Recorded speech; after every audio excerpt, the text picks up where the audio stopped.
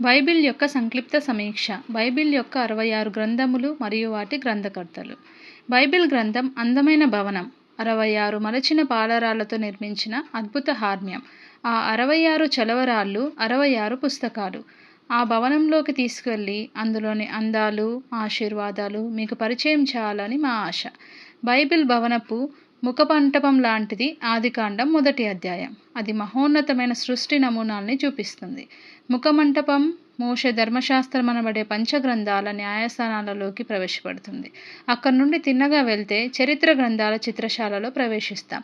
అందులో ఎన్నెన్నో చిత్రపటాలు గోడలకు వేలాడగట్టినట్లు కనిపిస్తాయి. తొలినాటి నాయకుల సజీవ దృశ్యాలు, వీరుల విరోచిత కార్యాలు మన కళ్ళ ముందు దర్శనం చేస్తాయి. చిత్రశాల వెనుక వేదాంత పండితుల గది లాంటిది యోబు గ్రంథం. దాని ప్రక్కనే వేద సంగీత సాధన గది లాంటిది కీర్తనల గ్రంథం. మానవ జీవితం అంతట్లో అత్యంత కర్ణపేయమైన సంగీతం, అత్యున్నత విశ్వాస జీవిత అనుభవము కలబోసి వడబోస్తే తయారైన గ్రంథం ఇది. ఎన్నో సామెతలు క్రోధీకరించిన సామెతల గ్రంథం వ్యాపారపు గది లాంటిది. నీతి జాతికి ఘనత తెచ్చును, పాపము ప్రజలకు అవమానం తెచ్చును అనేది మా వ్యాపారపు ధ్యేయమని ఆ గది మధ్యలో అందంగా రాసి ఉంటుంది. వ్యాపారపు గది ప్రక్కనే పూజ గది, ప్రసంగి, పరమగీతం అనే గ్రంథాలు ఆ గదిలోని షారోను రోజాలై, లోయలోని పద్మాలై, జల్దరు ఫలాలై, పక్షుల పాటలై పరిమళాలు వెదజల్లుతూ ఉంటాయి. చివరిగా ప్రవక్తల గ్రంథాలనే వేదశాల. ప్రవక్తలు టెలిస్కోపుల దగ్గర కూర్చొని దగ్గర దూరపు నక్షత్రాలను దీక్షగా పరిశీలన చేస్తూ ఉంటారు. త్వరలో ఉదయించబోయే వేకువ చుక్క కోసమే వారి పరిశోధన అంతా అని మనం గ్రహిస్తాం.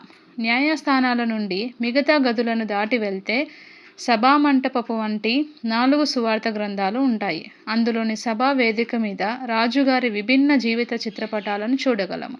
ఆ తర్వాత పరిశుద్ధాత్మ ప్రయోగశాల వంటిది అపోస్తలుల కార్యముల గ్రంథం. దాని ప్రక్కన ఉత్తరాల గది లాంటిది పత్రికలు.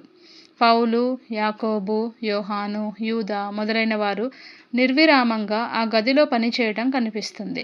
ఆ భవనం చూడటం ముగించే ముందు ప్రదర్శనశాల లాంటి ప్రకటన గ్రంథం చూడకపోతే భవనాన్ని చూడనట్లే లెక్క. ఎందుకంటే మన భవిష్యత్తు అంతా అది చూపిస్తుంది.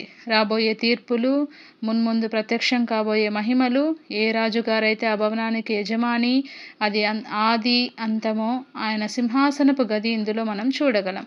క్లుప్తంగా ఇది బైబిల్ భవన పట్టణం.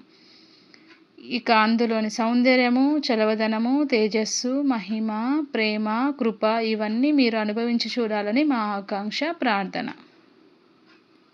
బైబిల్లో ఒక్కొక్క గ్రంథ పరిచయం తర్వాత వీడియోస్లో తెలుసుకుందాం.